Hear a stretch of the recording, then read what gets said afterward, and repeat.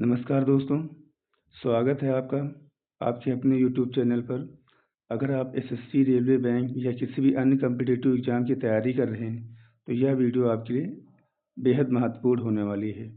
आज हम आपके लिए लेके आए हैं करंट अफेयर्स के कुछ इम्पोर्टेंट क्वेश्चन जो आपके एग्ज़ाम और नॉलेज दोनों के लिए बेहद महत्वपूर्ण हैं। तो वीडियो को अंत तक ज़रूर देखिएगा, क्योंकि हर सवाल एग्ज़ाम में आने की अपनी पूरी संभावना रखता है। तो चलिए शुरू करते हैं। निम्न में से हर दिन हर साल अंतर्राष्ट्रीय शून्य अपशिष्ट दिवस कब मनाया जाता है? ये मनाया जाता है 30 मार्च को। इसकी स्थापना 24 दिसंबर 2022 को संयुक्त राष्ट्र महासभा के एक प्रस्ताव को पारित करने के बाद की गई। तभी से हर साल 30 मार्च को हम लोग अंतर्राष्ट्रीय शून्य अपशिष्ट दिवस मनाते हैं। आगे बढ़ते हैं क्वेश्चन नंबर सेकंड की तरफ। क्वेश्चन नंबर सेकंड है, सांस्कृतिक विरासत को बढ़ावा देने के लिए संस्कृति मंत्रालय ने किसके साथ समझौता किया है? तो ये समझौता यूट्यूब के साथ में किया गया है। इसका मेन उद्देश्य प्राचीन संस्कृत विरासत का संरक्षण करना और सांस्कृतिक चीज़ों को बढ़ावा देना है। ठीक है, पहले ये संस्कृत मंत्रालय संस्कृत विभाग के रूप में कार्य करता था। 1 जून 2006 को इसको संस्कृत मंत्रालय बना दिया गया। 1971 में 1971 में ये एक विभाग के रूप में इसकी स्थापना हुई थी और 1 जून 2006 को इसको एक मंत्रालय बना दिया गया। जान लेते हैं यूट्यूब के बारे में। यूट्यूब सबसे पहले 14 फरवरी 2005 को स्टार्ट हुआ था। पहला वीडियो इस पर 23 अप्रैल 2005 को अपलोड किया गया था और हमारी कंट्री में ये 15 दिसंबर 2006 को शुरू किया गया था। इसका पहला शीर्षक मेटा एट द जीरो था। याद रखिएगा, इम्पोर्टेंट है एग्जाम पर्सपेक्टिव से। आगे बढ़ते हैं। निम्न में से किस देश में international institute for environment development द्वारा जारी IIED खाद्य सुरक्षा सूचकांक 2026 में शीर्ष स्थान दिया गया है? तो ये दिया गया है आइसलैंड को। जान लेते हैं IIED होता क्या है। ये एक रिसर्च संस्था है जो पर्यावरण की रक्षा और गरीब देशों के विकास के लिए कार्य करती है। ठीक है, इसकी स्थापना 1971 में हुई थी। मुख्यालय इसका UK लंदन में है।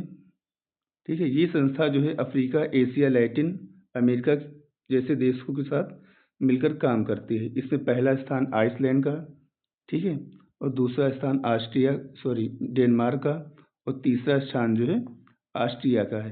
याद रखिएगा, इम्पोर्टेंट है। आगे बढ़ते हैं क्वेश्चन नंबर 4 की तरफ। क्वेश्चन नंबर 4 है, निम्न में से किस शहर में रोगों के लिए भारत का पहला डाटाबेस क्लेम ब्रेन लॉन्च किया गया? तो ये लॉन्च किया गया है बेंगलुरु में। इसका मेन उद्देश्य मानसिक डाटा को इकट्ठा करना, सरकार को प्रोवाइड करना और सरकार उसी हिसाब से अपनी योजनाओं को लॉन्च करती है। यह पिक्चर देख पा रहे होंगे।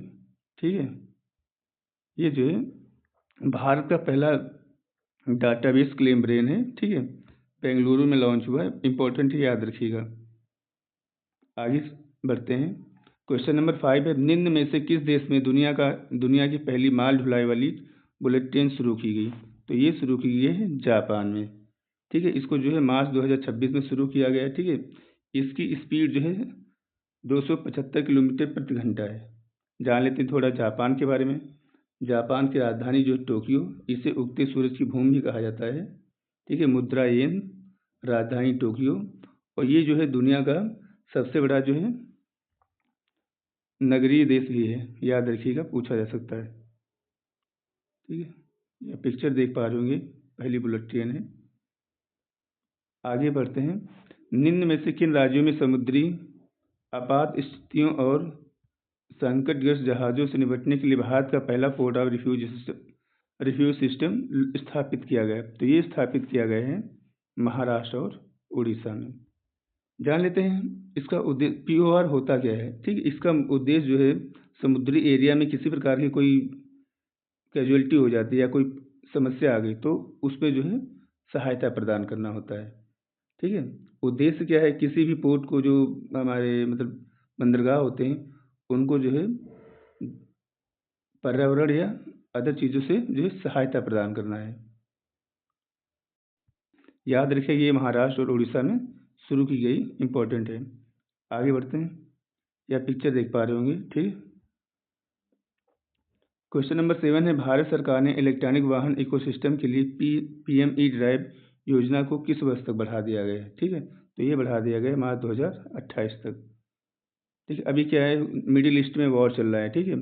तो LPG पेट्रोल के जो प्राइजेज जो है बढ़ते जा रहे हैं, जिसको देखते हुए इसको जो थोड़ा आगे डिले कर दिया गया है। इसका मेन उद्देश्य जो है इलेक्ट्रॉनिक वाहनों को तेज़ी से अपनाना और इकोसिस्टम को मजबूत करना, इसका मेन लक्ष्य रखा गया है। यह पिक्चर देख पा रहे होंगे। आगे बढ़ते हैं। क्वेश्चन नंबर 8 है, हरमनप्रीत कौर किस खेल से संबंधित हैं, जिनका नाम भारत का पहला पिंक स्टैंड दिल्ली में लॉन्च किया गया। तो ये जो है क्रिकेट से संबंधित है, ध्यान रखिएगा, ठीक है। इन्हीं की कप्तानी में जो है भारतीय महिला टीम ने पहली बार जो है महिला वर्ल्ड कप जीता है, ठीक है। पिंक स्टैंड होता क्या है, यहाँ पे जो है महिलाओं की बैठने की जो है अलग से व्यवस्था की जाती है, ठीक है। अभी जो है दिल्ली में लॉन्च किया गया। यहाँ पर जो है 1500 से अधिक सीटें महिलाओं के लिए जो है सुरक्षित रखी जाएंगी।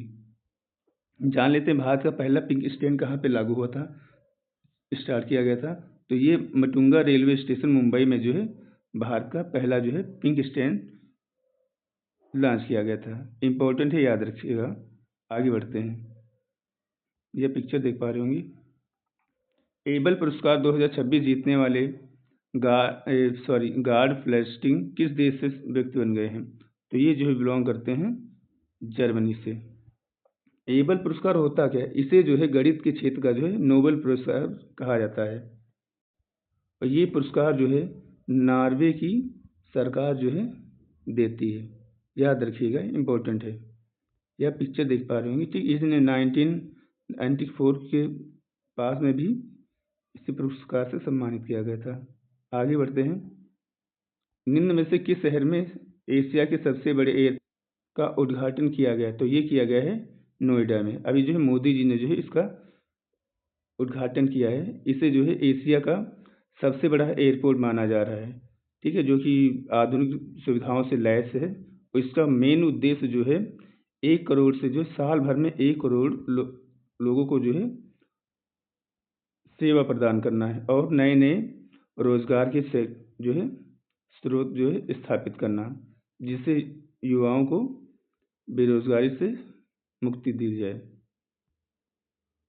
यह पिक्चर देख पा रहे होंगे, ठीक है।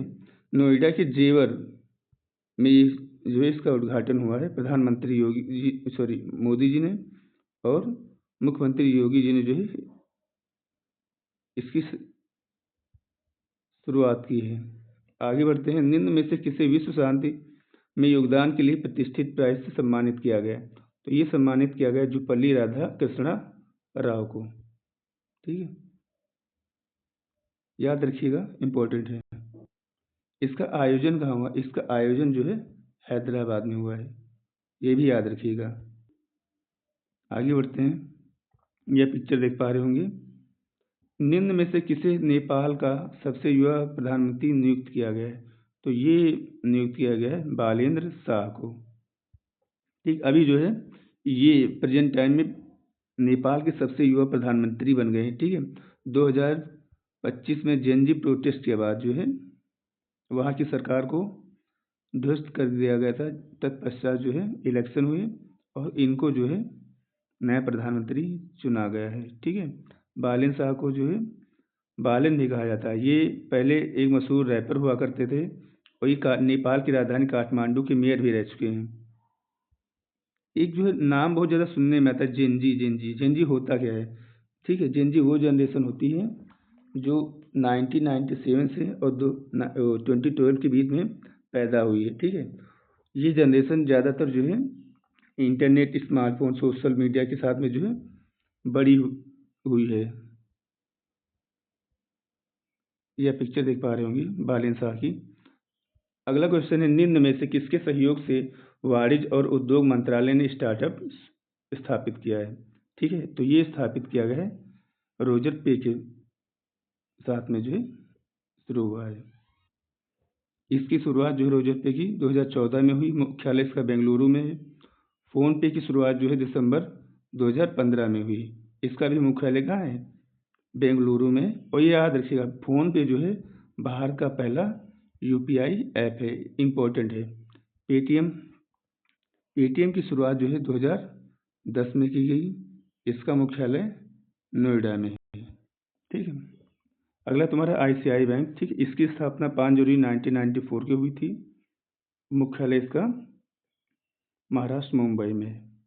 इम्पोर्टेंट है, याद रखिएगा।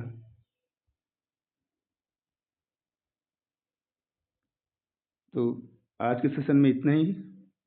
मिलते हैं नए सेशन में। अगर आपको हमारा सेशन अच्छा लगा है तो वीडियो को लाइक कर दीजिएगा, चैनल को सब्सक्राइब कर लीजिएगा। धन्यवाद।